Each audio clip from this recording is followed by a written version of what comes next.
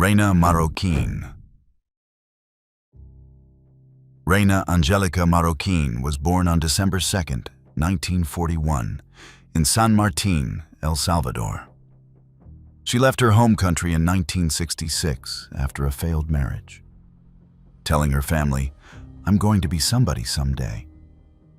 She attended fashion school in Manhattan, worked as a nanny, and then found a position at Melrose Plastics, an artificial flower factory on East 34th Street in Manhattan. She was petite, around 4'9" to 5 feet tall, single, and a devout Catholic. She was also 9 months pregnant with a full-term boy when she was taken from the world, and the man responsible was the father of that child. Reina had an affair with her married boss, Howard B. Elkins, co-owner of Melrose Plastics. Elkins set her up with a physician in Hoboken and an apartment in New Jersey. In late 1968, she became pregnant. When Elkins refused to leave his wife Ruth, Reina telephoned Ruth and revealed everything. That phone call sealed her fate. Around January 1969, Elkins bludgeoned Reina.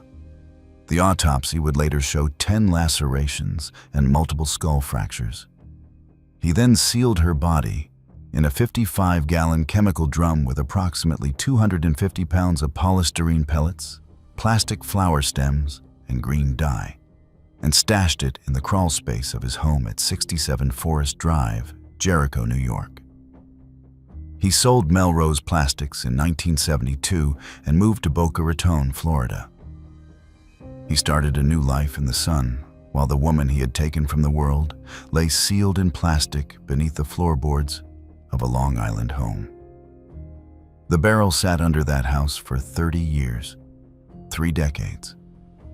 Different families moved in and out of that home, living their lives above a drum containing a woman and her unborn child. And nobody knew. Nobody smelled anything. Nobody questioned the heavy barrel in the crawl space. It just sat there, year after year, holding the truth. On September 2, 1999, homeowner Ronald Cohen, preparing to move, tried to dispose of the drum. Sanitation refused to take it. He pried it open, saw a hand and a woman's shoe, and called Nassau County Police. The desiccated, mummified body was remarkably preserved. Investigators used infrared photography to read a deteriorated address book found inside the barrel. The first page contained a social security number that identified Marroquin. A partial entry inside read, "Don't be mad I told the truth." She had written those words knowing what might happen to her. Detectives located Reina's English class friend, Kathy Andrade, who described the affair and Reina's warning. "If anything happens to me, Howard will be responsible." She told someone. She named the man. And it still took 30 years for anyone to find her. Newsday reporter Oscar Corral traveled to El Salvador, where Reina's 95-year-old mother described dreaming her daughter was trapped in a barrel. A mother on another continent, dreaming her daughter was trapped inside the exact thing she was trapped inside. Nassau County detectives Robert Edwards and Dennis Ryan interviewed Elkins in Boca Raton.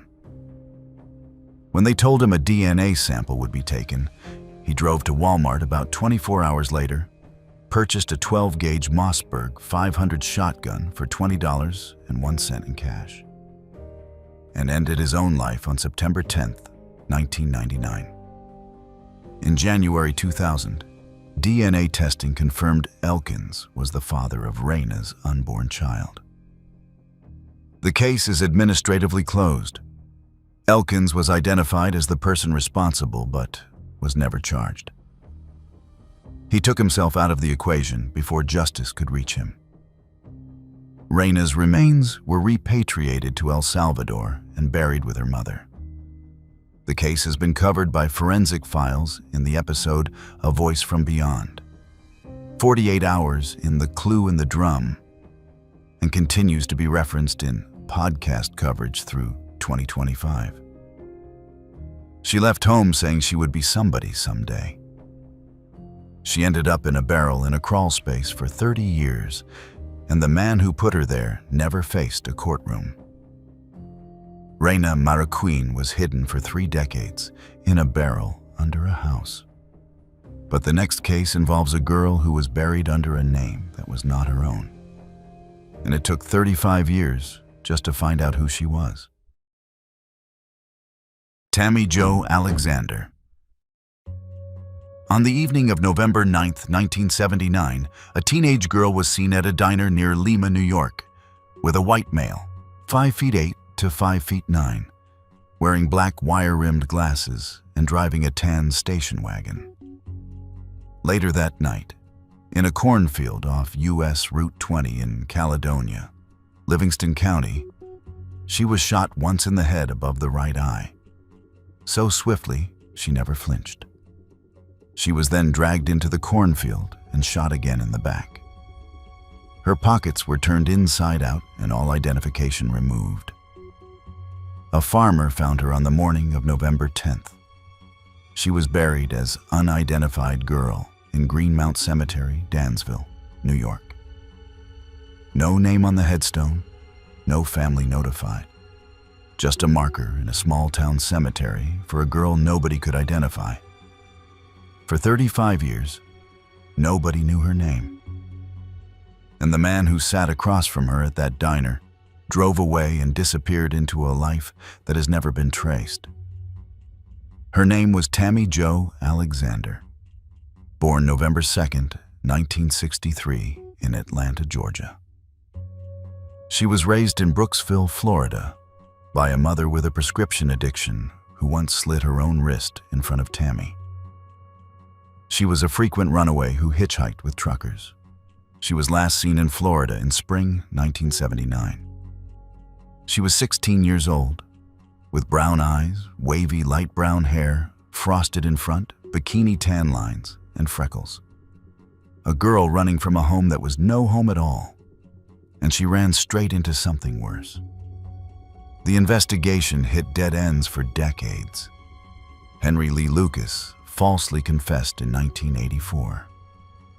Serial killer Christopher Wilder was speculated because of the auto sports products promotional windbreakers she wore when she was found. In 2006, forensic palynology by Vaughn Bryant at Texas A&M identified pollen on her clothing, including casuarina, spruce, and birch, showing she had traveled from South Florida or Texas through California's Sierra Nevadas before arriving in New York. Think about the journey that pollen mapped out. Thousands of miles, from the southern coast across the country and up through the mountains, and then to a cornfield in upstate New York. Keychain charms in her pocket were sold at New York State Thruway vending machines, suggesting the person responsible used the Thruway. Every piece of evidence told investigators where she had been. None of it told them who she was. The breakthrough came not from a detective, but from a Facebook search. In 2015, Tammy's Florida friend, Laurel Nowell, searched online and reconnected with Tammy's half-sister, Pamela Dyson, who had not known Tammy was missing until that conversation. Dyson filed a missing persons report. A Web Sleuths moderator named Carl Koppelman recognized the description from his own reconstruction sketch on Namas. Mitochondrial DNA confirmed the match. On January 26, 2015, 35 years after she was buried without a name, Caledonia Jane Doe became Tammy Jo Alexander. A Facebook message, a half-sister who never knew to look, and a volunteer sketch artist on a true crime website. That is what it took to give a dead girl her name back. But knowing her name did not solve her case. No suspect has ever been identified, charged, or tried. 3 male persons of interest were DNA excluded in 2016. On November 9th, 2025, the 46th anniversary, Livingston County Sheriff Thomas J. Doherty and investigator James Merrick renewed appeals, emphasizing the Autosport's windbreaker and the tan station wagon. The FBI reward stands at $20,000. Tammy Jo Alexander has her name back. She has a headstone that says who she was. But the man in the wire-rimmed glasses who sat across from her at a diner and then shot her in a cornfield has never been found. Someone out there knows who drove that tan station wagon. The question is whether they will ever come forward. Tammy Jo Alexander was nameless for 35 years. But the next case involves a man who hid in plain sight for decades, and it took a discarded pizza box to bring him down. Gilgo Beach Killings. On April 8, 2026, exactly 1,000 days after his arrest, Massapequa Park architect Rex Andrew Heuermann pleaded guilty to taking the lives of 7 women and admitted to an 8th. Sentencing is scheduled for June 17, 2026, where he is expected to receive 3 consecutive life without parole sentences, plus 4 consecutive 100-year to life terms. But to understand how this case unraveled, you have to go back to a stretch of scrubland along Ocean Parkway on Long Island and a missing woman's desperate phone call. On May 1, 2010, 24-year-old escort Shannon Gilbert made a 22-minute 911 call from Oak Beach saying they're trying to kill me. She fled to a neighbor's house and vanished. Her remains were found December 13, 2011.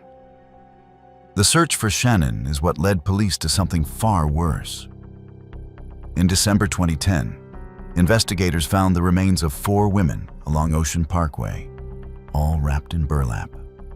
Maureen Brainard Barnes, Melissa Barthélemy, Megan Waterman, and Amber Lynn Costello. Melissa's case had a particularly disturbing detail.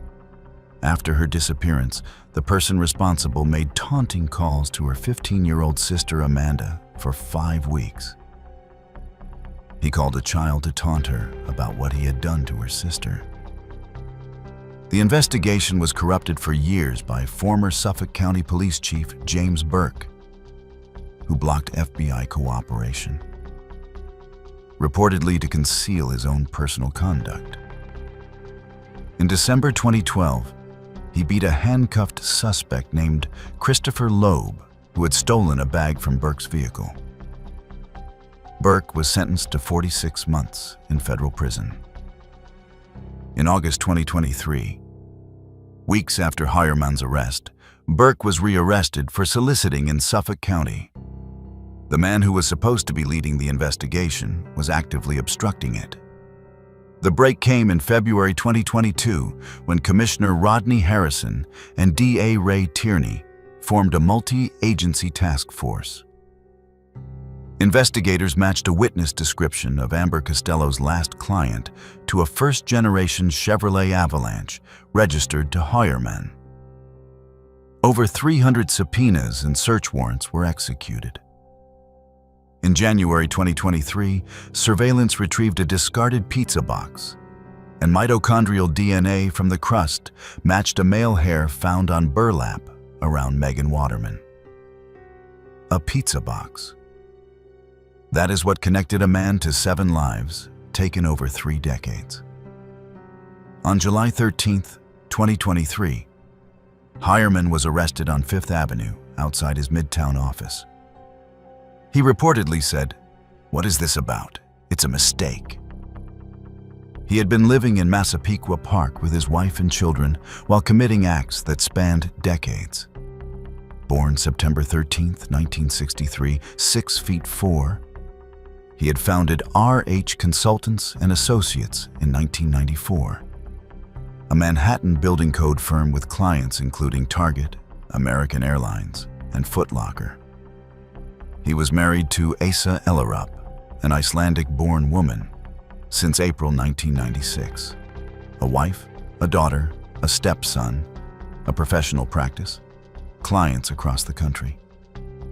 and a basement vault containing over 279 firearms, dozens illegally possessed. Investigators also found that hair from 3 of the Gilgo 4 victims matched mitochondrial DNA from Asa Ellerup and their daughter Victoria, transferred from the family home. His wife and children were consistently out of state on the nights in question. His basement vault contained over 279 firearms, dozens illegally possessed. Investigators found burner phone contacts with over 500 sex workers, email accounts under pseudonyms containing thousands of searches, and a planning document on his hard drive outlining strategies for future acts and avoiding DNA.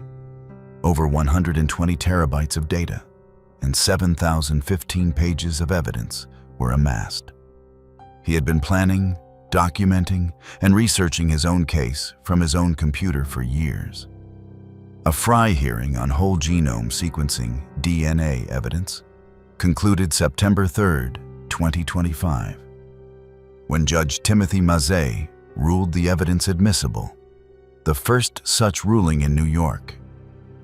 Facing that mountain of evidence, Heuermann pleaded guilty. His plea deal requires cooperation with the FBI Behavioral Analysis Unit. Rex Heuermann hid behind a professional life, a family, and Midtown office for decades. But the next case involves a man whose crimes were known to police from the start, and 5 innocent teenagers paid the price for what he did. The crimes of Matias Reyes. On the night of April 19, 1989, Tricia May Lee, a 28-year-old Salomon Brothers investment banker, was attacked, beaten, and left for dead in Central Park after losing roughly 75% of her blood and suffering a fractured skull. She was in a coma for 12 days. That same night, a group of Harlem teens was in the park. Police rounded up 5 Black and Latino teenagers aged 14 to 16. Antron McCrae, Kevin Richardson, Yusef Salam, Raymond Santana, and Corey Wise, and extracted confessions after more than 24 hours of interrogation. Within weeks, Donald Trump took out full-page ads in 4 New York City newspapers calling for the death penalty. The city wanted someone to pay, and 5 teenagers who had nothing to do with what happened to Tricia May Lee became the ones who paid. 5 teenagers, coerced confessions, and a city that wanted blood, but the real person responsible was already known to police for other attacks that same spring, and nobody connected the dots. Matias Reyes, born 1971 in Fajardo, Puerto Rico, had already committed a similar attack in the Central Park area 2 days earlier on April 17th. Throughout that summer, he carried out a string of attacks across the East Side. On June 11, 1989, he gave a victim the choice, your eyes or your life, before slashing her face. On June 14th, he attacked and took the life of 24-year-old Lourdes Gonzalez, a pregnant mother in her basement apartment, while her children listened through a locked bedroom door. He was operating in the same city, in the same season, while 5 teenagers sat in interrogation rooms being pressured into confessions for something they did not do. He was captured August 5th to 6th, 1989, after a victim escaped wearing only a towel. In 1991, he pleaded guilty and received 33 1/3 years to life. Meanwhile, DNA from May Lee's sock never matched any of the 5 teenagers, a fact minimized at their 1990 trials. The science said these boys did not do it. The system convicted them anyway. Around 2001 to 2002, Reyes encountered Corey Wise at Auburn Correctional Facility and confessed to the May Lee attack, claiming he acted alone. He said it was the right thing to do. DNA comparison confirmed Reyes was the source of the biological evidence. A reinvestigation by Manhattan. DA Robert Morgenthau's office concluded Reyes acted alone. On December 19, 2002, Justice Charles J. Tejada vacated the convictions. 5 men who had spent years in prison walked free because the actual perpetrator walked up to one of them in a prison corridor and decided to tell the truth. The 5 filed a federal civil rights suit. On September 5, 2014, Judge Ronald Ellis approved a $41 million settlement, roughly $7.13 million each for Santana, Salam, McCrae, and Richardson, and roughly $12.25 million for Wise, who had served nearly 13 years in an adult facility as a teenager. Ava DuVernay's Netflix series, When They See Us, premiered May 31, 2019. In 2022, Stephen Lopez's conviction was vacated, making them the exonerated 6. In November 2023, Yusef Salam was elected to the New York City Council, representing District 9 in central Harlem, from wrongfully convicted teenager to elected official. That is what happened when the truth finally came out. Reyes, now 54, remains incarcerated at Shawangunk Correctional Facility in Wallkill, New York. His August 2022 parole hearing resulted in denial. His next parole hearing is August 2026. An active petition opposes his release. 5 innocent men lost years of their lives. The man who actually committed the attack may walk free this summer. And the question hanging over the parole board is whether 13 years of silence before confessing counts as remorse or calculation. Matias Reyes let 5 innocent teenagers go to prison for what he did. But the next case involves a young man in Brooklyn who went downstairs to meet someone on Valentine's Day morning and was never seen whole again. Rashawn Brazel. Rashawn Brazel was born April 15, 1985, in Brooklyn. Black and African Caribbean, openly gay, he lived with his mother, Desire Brazel, on Gates Avenue in Bushwick. He was 19 years old, a recent high school graduate working at Burger King, described by his former principal as unusually charitable. His plans for February 14, 2005 were simple: get his taxes done and meet his mother for a Valentine's Day lunch. He never made it. On the morning of February 14th, an unknown man rang Rashawn's apartment buzzer.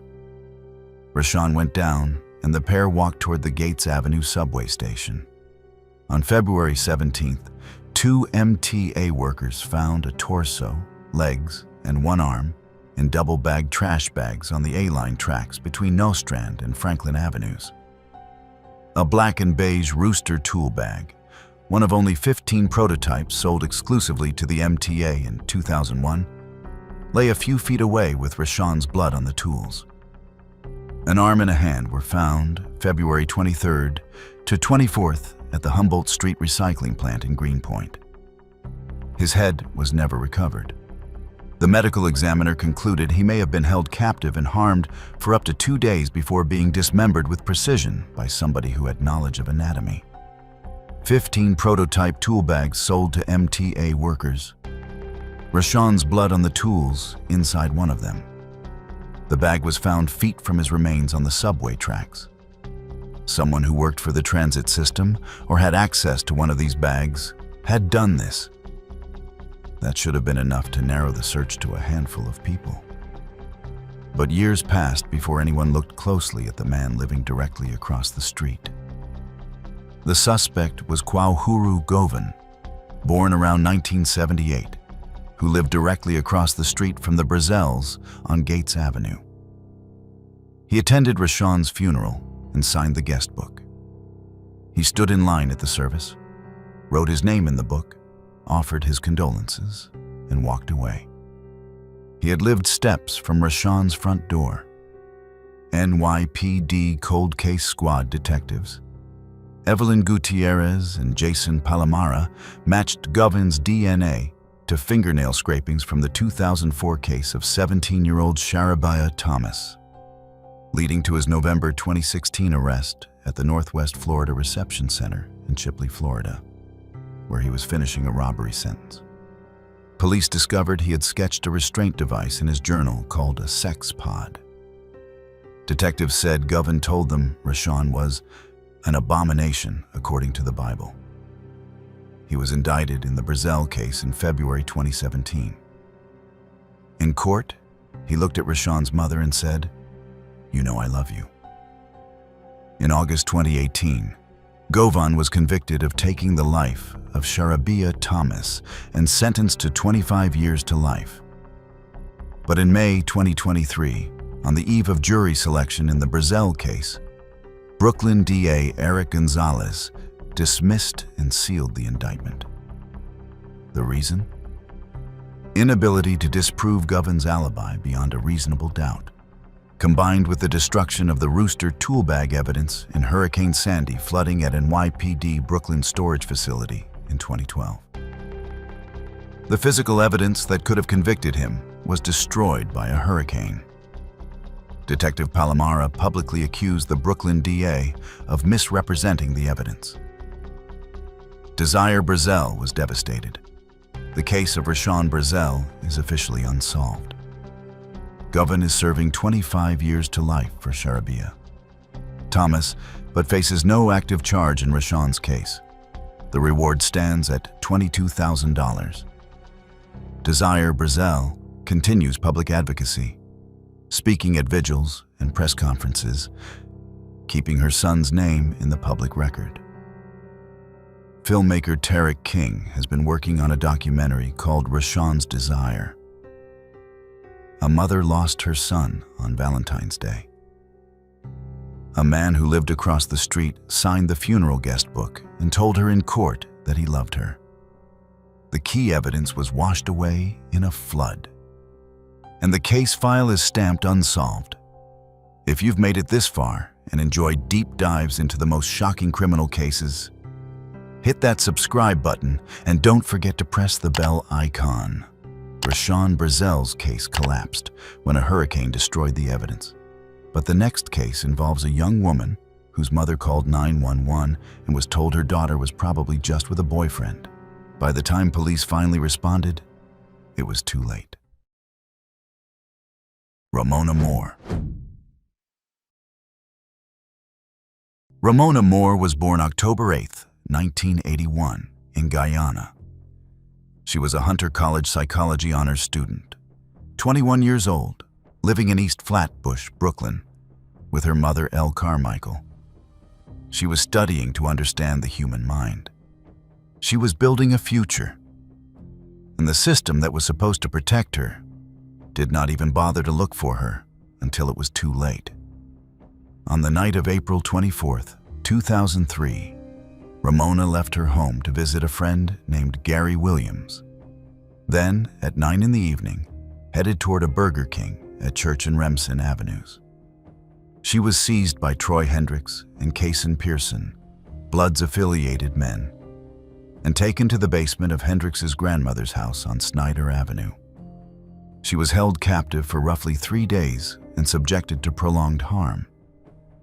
A witness named Romondo Jack visited the defendants, saw Ramona chained in the basement, and left to attend a baby shower without calling police. He saw her, he saw the chains, and he went to a baby shower. That detail alone tells you everything about how many chances there were to save Ramona Moore, and how every single one was missed. When Carmichael called 911 on April 25th, Officer Monique Richardson of the 67th Precinct refused to file a missing persons report. Ramona was an adult and probably with a boyfriend. That was the response. A mother calls police to say her daughter is missing, and the officer tells her she is probably with a boyfriend. No investigation began until April 28th, roughly 93 hours after Ramona's disappearance, after the family appealed to Councilman Charles Barron. By that time, she was already gone.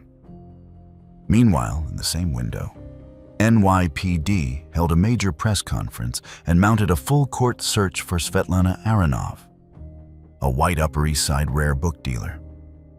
Wayne Barrett wrote for the Village Voice that the NYPD tried harder to find Aronov's dog than they did Ramona Moore. Two women missing in the same city at the same time.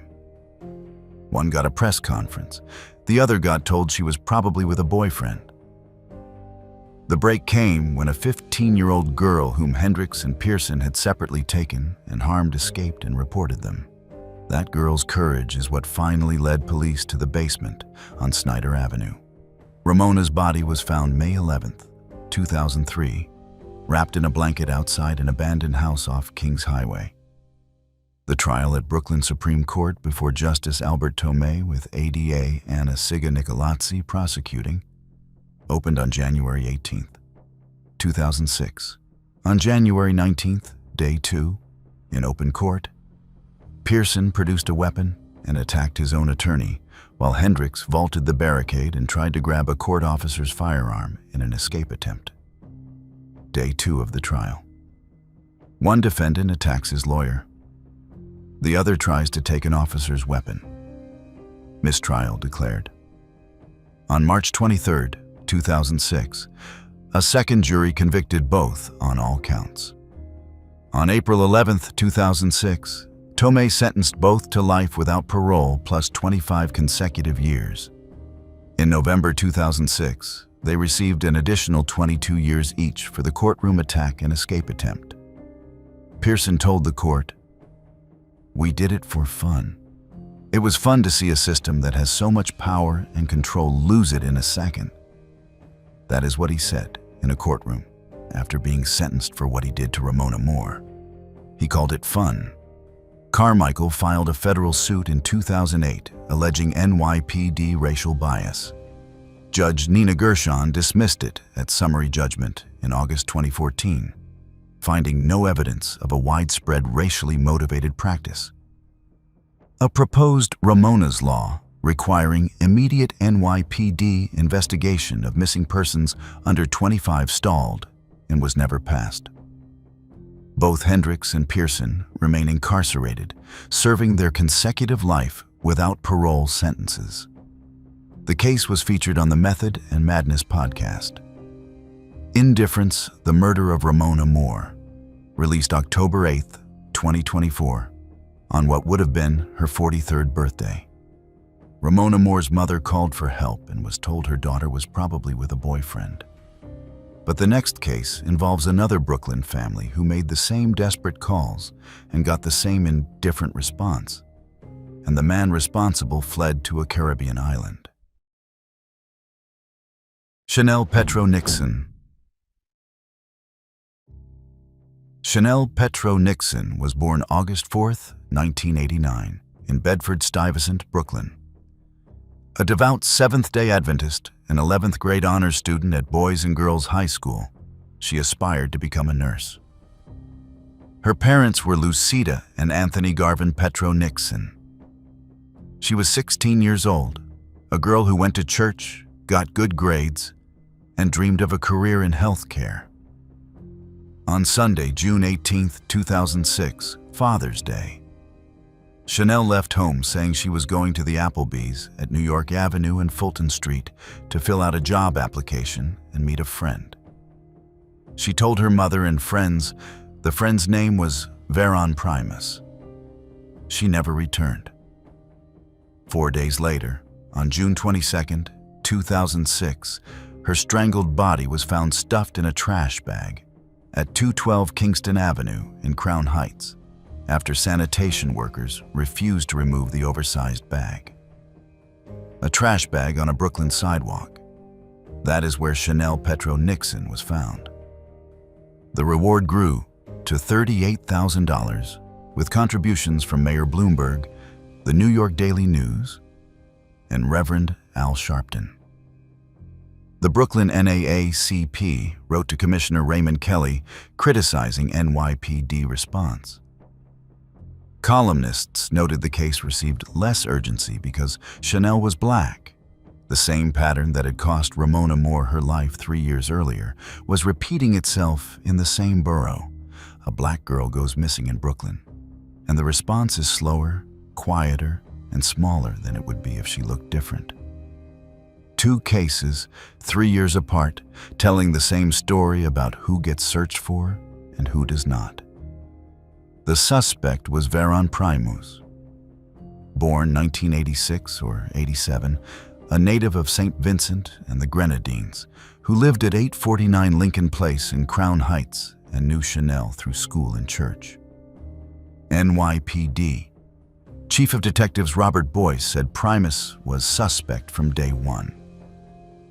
But there was not enough evidence for nearly a decade. Primus was acquitted of 2 separate charges in New York in 2012. Convicted of lesser offenses and deported to St. Vincent in May 2015 after violating a court order. The case broke not in Brooklyn, but on a Caribbean island. On November 13, 2015, St. Vincent real estate agent Charlene Greaves, 33, was fatally harmed in her office. Primus became the prime suspect after his ex-girlfriend, Mewana Hadaway, told police that Primus had shown her a 2006 New York Post article about Petro Nixon and said he knew who did it. He was showing people a newspaper article about Chanel's case, a case that haunted a community for years, and telling them he knew the answer. He kept the clipping. He carried it with him across an ocean to a different country, and he showed it to people as though it were a trophy. NYPD detectives flew to St. Vincent, interviewed Primus, and obtained DNA.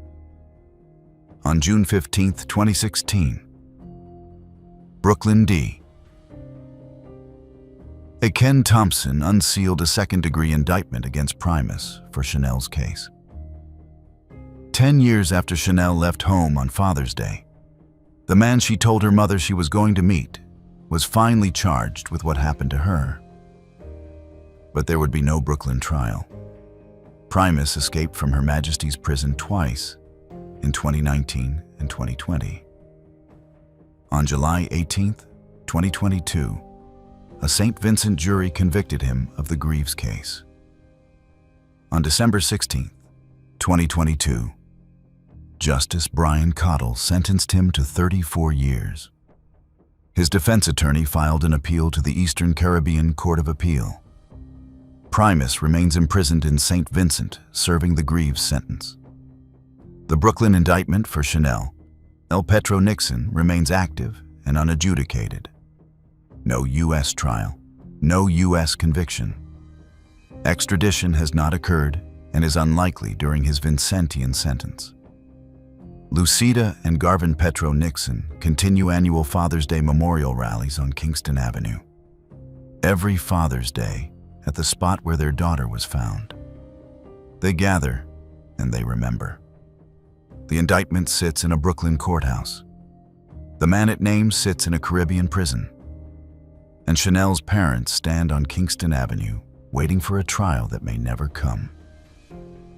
Chanel Petro Nixon's accused is serving time on another island for another crime, while her Brooklyn indictment gathers dust.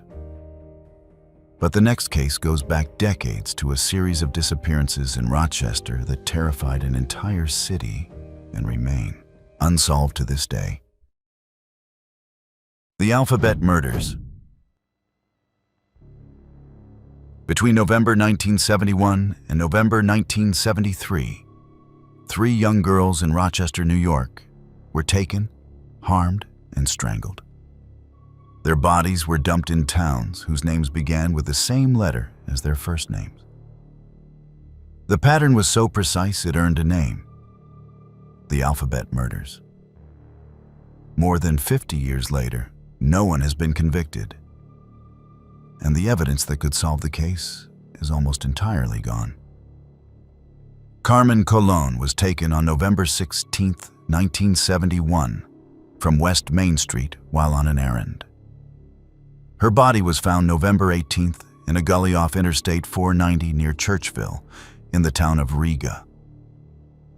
Dozens of motorists saw her running partially unclothed from a reversing car on the interstate.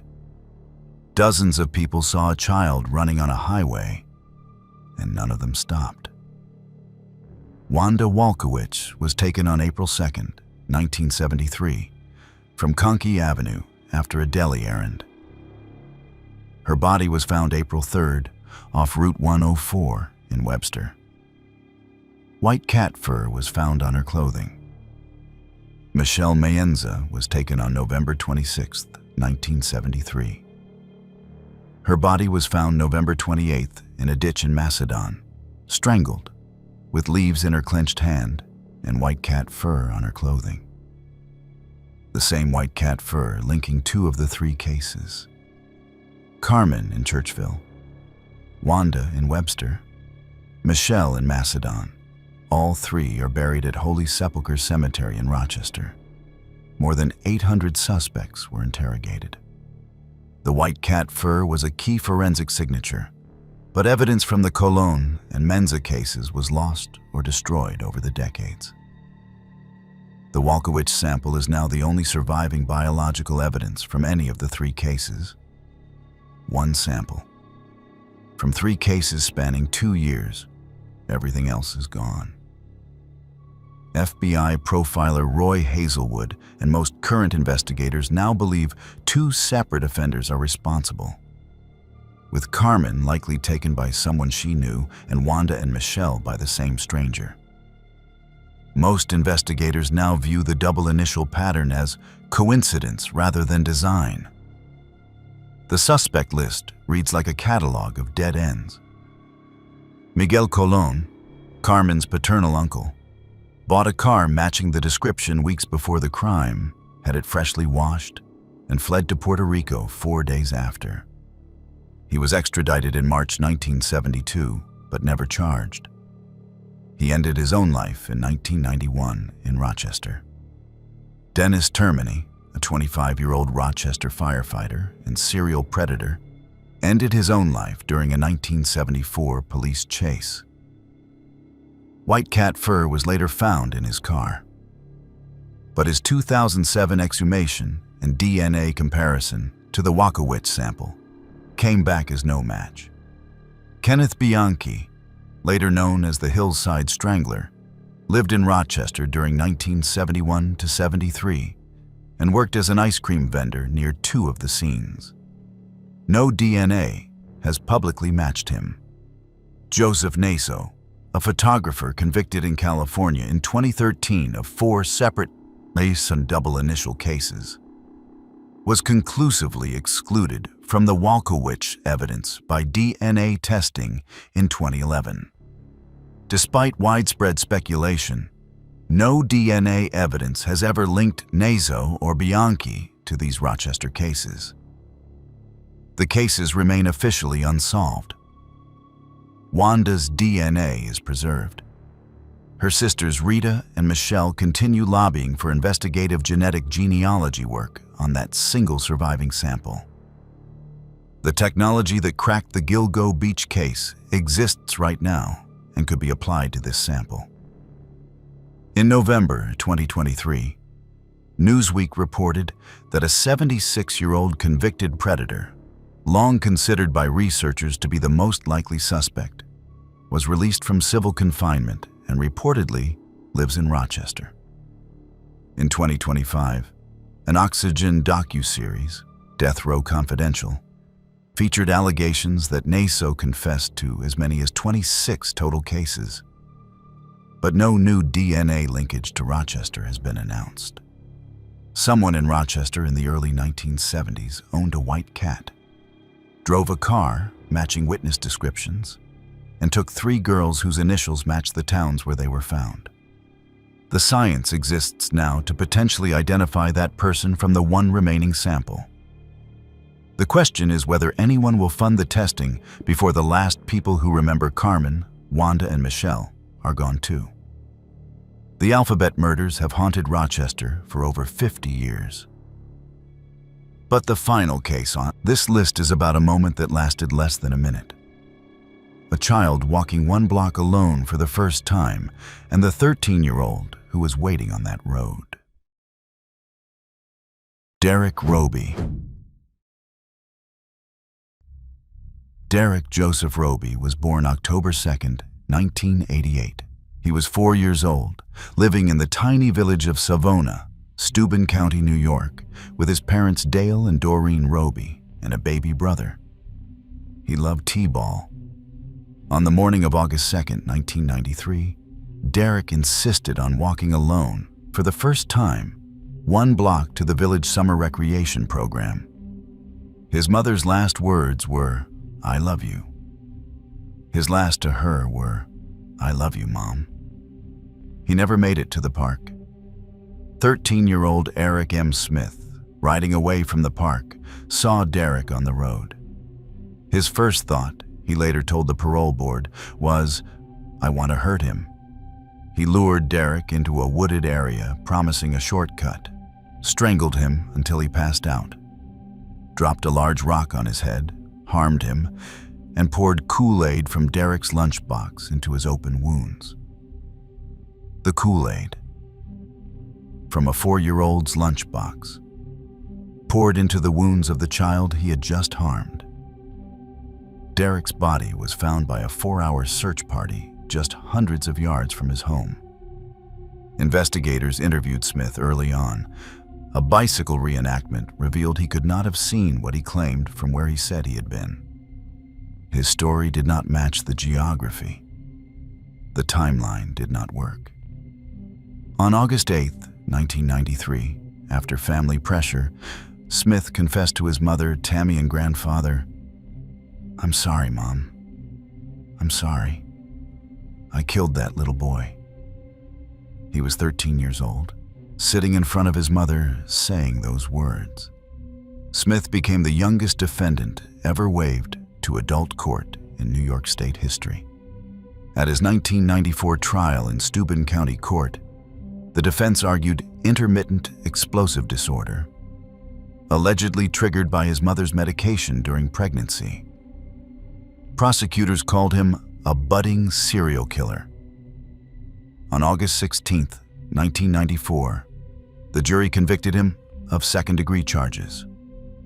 On November 7th, 1994, he received the maximum juvenile sentence, 9 years to life, 9 years minimum for taking the life of a 4-year-old. The sentence reflected his age, not the severity of what he did. What followed was a decades-long battle over whether Eric Smith should ever be released. Parole was denied 10 times between 2002 and January 2020. Each time Dale and Doreen Roby traveled to the hearing, sat across from the man who had taken their son, and argued against his release. Each time for nearly 2 decades, the board agreed with them.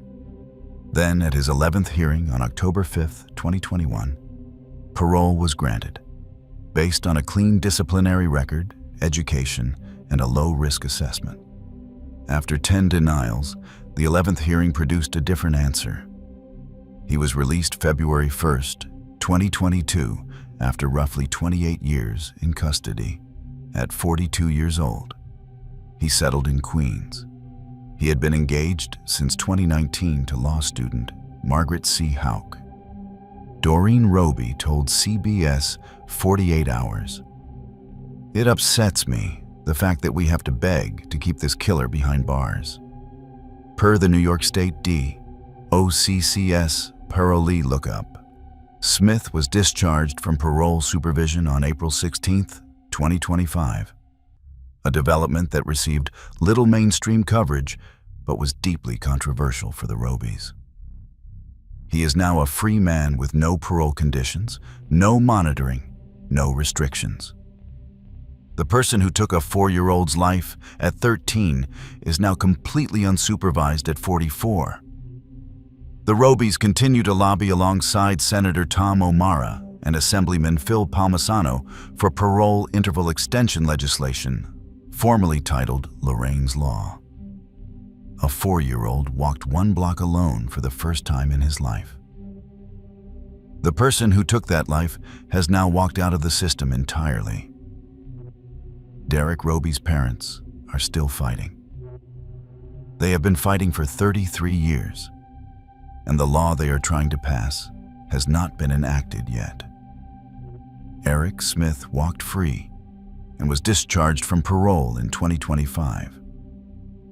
But the final case on this list takes us out of New York entirely, to a small town in North Carolina, where a DNA match that should have prevented a tragedy sat in a desk drawer for over a year. Hania Aguilar. Hania Noelia Aguilar was born March 21, 2005, in Tennessee. A Guatemalan-American student and straight-A achiever at Lumberton Junior High in Robeson County, North Carolina. Her dream was to become a United States Marine. Her mother was Celsa Maribel Hernandez Velasquez in Lumberton. Her father, Noe Aguilar, lived in Guatemala. She lived at the Rosewood Mobile Home Park. A girl with a dream, a family split across borders, and a morning routine that should have been safe. On November 5, 2018, around 6:45 to 7 in the morning, Hania went outside to start her aunt's green 2002 Ford Expedition to warm it up before school. Her cousin watched as a man dressed all in black with a yellow bandana over his face grabbed Hania, forced her into the idling SUV, and drove away. An Amber Alert was issued. The FBI joined that day. The abandoned SUV was found November 8th. Over 850 leads and 500 interviews were processed. On November 27, 2018, FBI agents found Hania's body in a 4.5-foot water-filled pit off Wiregrass Road, roughly 8 to 10 miles from the mobile home park, weighted down with a broken plastic folding table and a tire. Michael Ray McClellan, 34, was arrested November 13th on unrelated charges. DNA from the stolen Ford Expedition linked him to Hania. On December 8th, 2018, he was charged with 10 felonies. McClellan had a violent record stretching back years, including a 2007 first-degree burglary and weapon conviction for which he served approximately 9 years, released in February 2016. He had no prior connection to Hania's family. She was a target of opportunity during a planned robbery. A witness later reported he had shown them a weapon and named mobile home parks, including Rosewood, as robbery targets before November 5th. He was planning, he was scouting locations, and a DNA match that could have put him away sat untouched in a desk drawer. But the twist that defines this case is not about what McClellan did. It is about what should have stopped him. In October 2016, a Robeson County woman had been attacked at knife point by an intruder. In October 2017, a CODIS DNA match identified McClellan as the person responsible. That notification arrived at the Robeson County Sheriff's Office. It sat in a desk drawer inside the Major Crimes Office. No follow-up occurred. A DNA match identifying a dangerous man sat in a drawer for over a year while that man walked free. D.A. Johnson. Britt said publicly, in all likelihood, had the 2016 investigation gone forward, Hania would not have died. 2 deputies were suspended. Major Anthony Thompson resigned on January 9, 2019. Sergeant Daryl McFadder was fired. Hania's father, Noe Aguilar, was denied a U.S. visa to attend his daughter's funeral despite a 50,000-signature petition and a personal appeal from a Governor Roy Cooper. A father in Guatemala could not cross the border to bury his own child. McClellan pleaded guilty on November 22, 2024, before Superior Court Judge James Gregory Bell, to first-degree charges plus the 2016 case and a July 2018 attack. He received life in prison without the possibility of parole plus consecutive time. But the day was not over. On the morning transport, McClellan had hidden a homemade key, reportedly made in a prison workshop, and kept under his tongue, removed his leg irons, and attempted to flee on Interstate 40. A deputy caught him. On the afternoon transport back to Central Prison, he used a second homemade key, reached through plexiglass, and briefly seized a deputy's firearm before being subdued. 2 escape attempts on the same day, he pleaded guilty. 2 homemade keys. He had been planning his escape while planning his plea. That same evening, McClellan was transferred to the High Security Maximum Control Unit at Granville Correctional Institution in Butner, North Carolina, the state's most restrictive unit. He remains there. Lumberton declared December 8th, Hania Noelia Aguilar Day. Marines served as pallbearers at her funeral, fulfilling her dream in the only way they could. This was all from our side today. Thanks for watching.